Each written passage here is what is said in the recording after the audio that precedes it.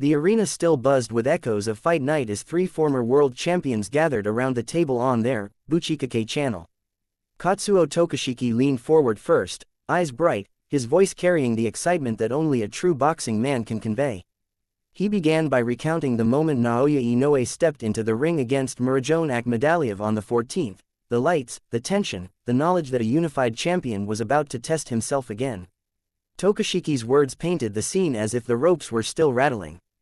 He spoke of how Inoue, already the undisputed super bantamweight champion of 4 organizations, carried himself with calm determination.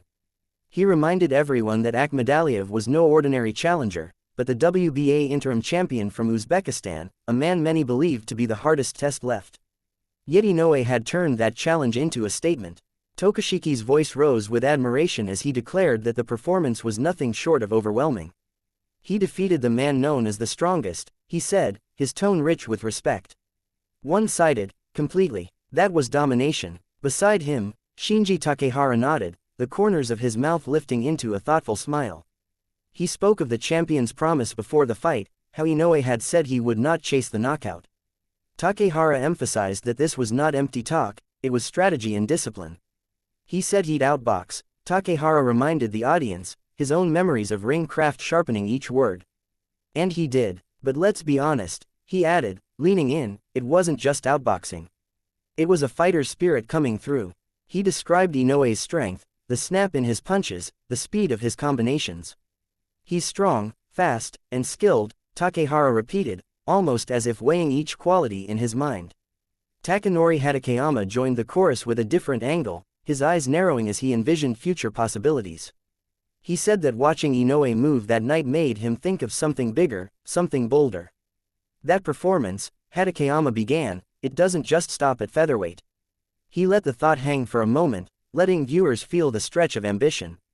It makes you think he could compete in the super featherweight division, he finally declared, suggesting a jump not of 1 weight class, but 2. The idea electrified the room.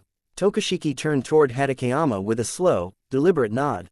He had seen champions climb divisions before, but the confidence in his agreement was striking. If you look at featherweight, Tokashiki said, there is no fighter who would beat him. The certainty in his voice made it sound less like speculation and more like a fact written in stone. He reminded everyone that Stephen Fulton, the man who once held the belt and lost it to Inoue, had already reclaimed a title of his own. Yet even Fulton, Tokashiki added, would face the same fate again. The 3 men lingered on the technical brilliance of Inoue's display. They spoke of his footwork, how he glided in and out before Akhmadaliev could set his feet. They marveled at the timing of his jab, the way it disrupted every attempt at offense. Tokashiki described how Inoue controlled the distance, never letting the challenger feel comfortable. Takehara pointed out the subtle defensive movements, the rolling of shoulders, the faint slips that made counters miss by inches. Hatakeyama highlighted the mental side, the patience of a champion who never let frustration creep in despite not chasing the knockout. As their conversation unfolded, each recollection grew into a story of its own. They remembered the crowd's reaction after every round, the rising realization that they were watching something special. They shared small moments, how Inoue's corner barely looked concerned, how Akhmadaliev's team grew more desperate. They compared it to great fights of the past, times when technique met power in such perfect balance. They even recalled their own days as champions, feeling the echo of pride that comes when a fellow countryman elevates the sport. Tokashiki reflected on the mental discipline it takes to promise not to hunt a knockout and then actually stay with that plan. He explained how most fighters, when they see openings, cannot resist the urge to finish.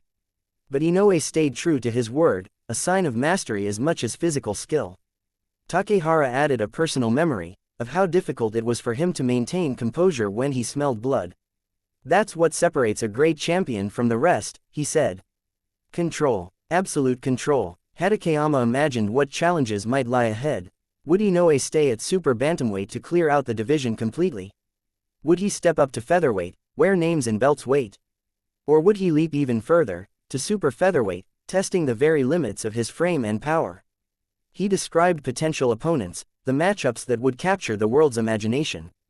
Tokashiki circled back to the idea of greatness across eras. He spoke of the legends who climbed multiple divisions, the rare few who carried their power upward without losing sharpness.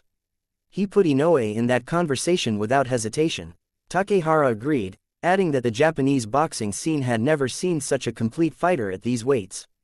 He praised Inoue's team, the training, the preparation, the calm strategy that allowed such performances to unfold. Hatakeyama looked beyond Japan, imagining the global stage. He talked of how fighters in America, Mexico, and Europe must now consider Inoue when speaking of pound-for-pound kings. He described how fans from every corner were already calling him monster, and how that name now felt almost too small for what they had witnessed. They all returned to the word dominance, each offering their own definition of what it meant. For Tokashiki, it was the way Akhmadaliev's confidence seemed to drain after the first few rounds. For Takehara, it was the seamless shift between offense and defense. For Hatakeyama, it was the calm, the sense that Inoue controlled time itself inside the ropes. Their voices rose and fell, weaving a tapestry of respect and admiration.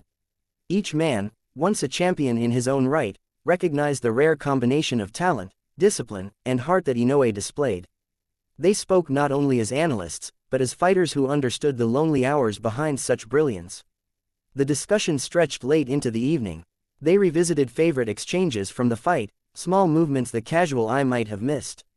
They imagined how young fighters watching might be inspired to sharpen their craft. They wondered aloud what it would mean for Japanese boxing if Inoue continued to rise, if more arenas around the world echoed with his name. Tokashiki concluded with a soft but certain voice. "This is more than a victory," he said. "This is a message to the world about what is possible." Takehara added a final thought, almost a whisper. "When you see someone like that," he said, "you remember why you love this sport." Hatakeyama smiled, his eyes carrying the spark of a man who knows greatness when he sees it. "And he's not done yet," he said. The room grew quiet for a moment, as if the three of them were replaying every punch in their minds. Outside, the night stretched on, but their words lingered like the rhythm of a great fight, measured, powerful, unforgettable.